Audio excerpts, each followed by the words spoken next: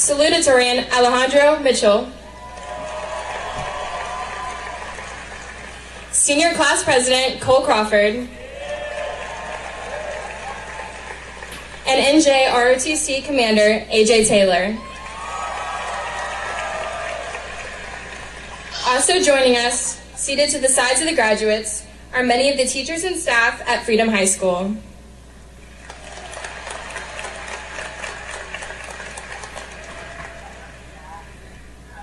Thank you, Camille.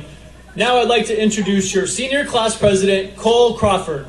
Cole is the son of Dan and Lisa Crawford. He has maintained a 6.32 GPA and will be attending the University of Florida to study business.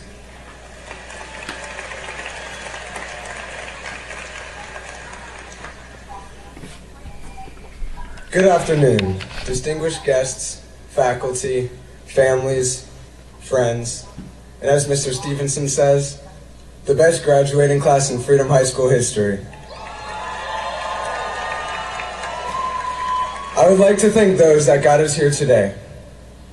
Wikipedia, Quizlet, SparkNotes, and copy and paste. People say that right before you go, your life flashes before your eyes. That is when the end is conceivable in your mind.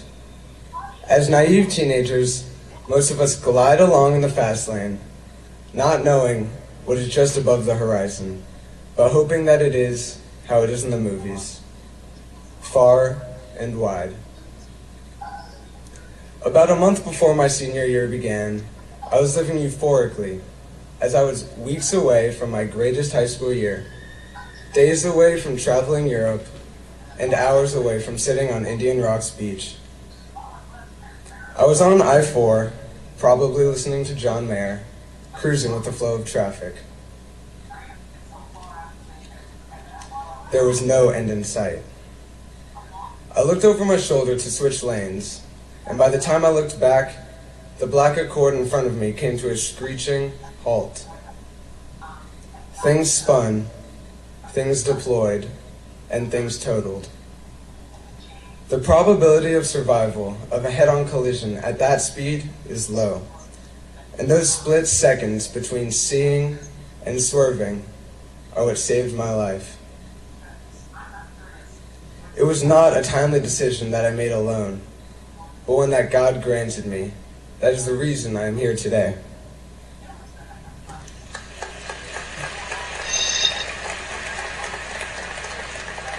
Until that point, I was blind to the fact that any day could be our last.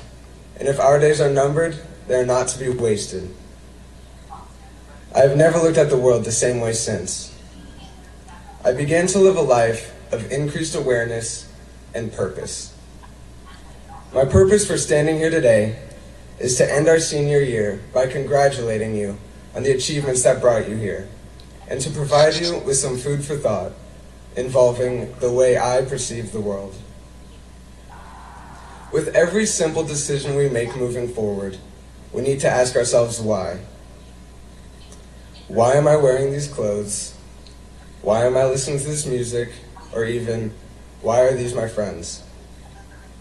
Do you wear this shirt because it's in style, or because you think it represents you? Is it for acceptance from others, or internal desire? Is the music you listen to just another catchy beat, or does it paint a picture in your mind and speak to you on a deeper level?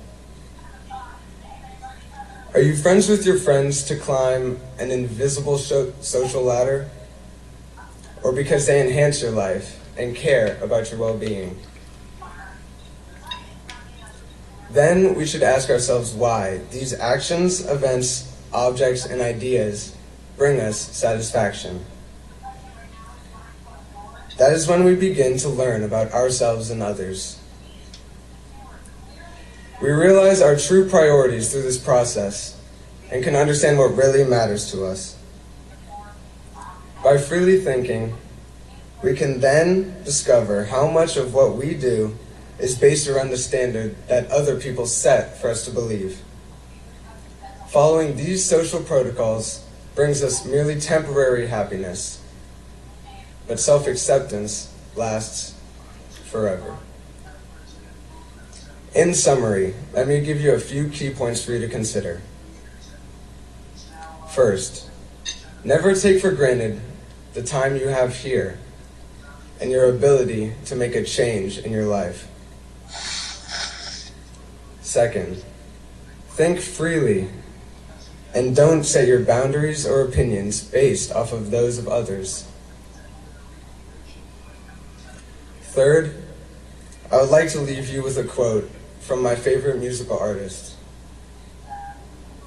Enjoy the days you have. Worry not about the days that came before you, nor the ones that will follow you in death. Remember that right here, in this moment, is all that you're guaranteed. And the fact that you're living is what life is all about. Stay classy, Freedom.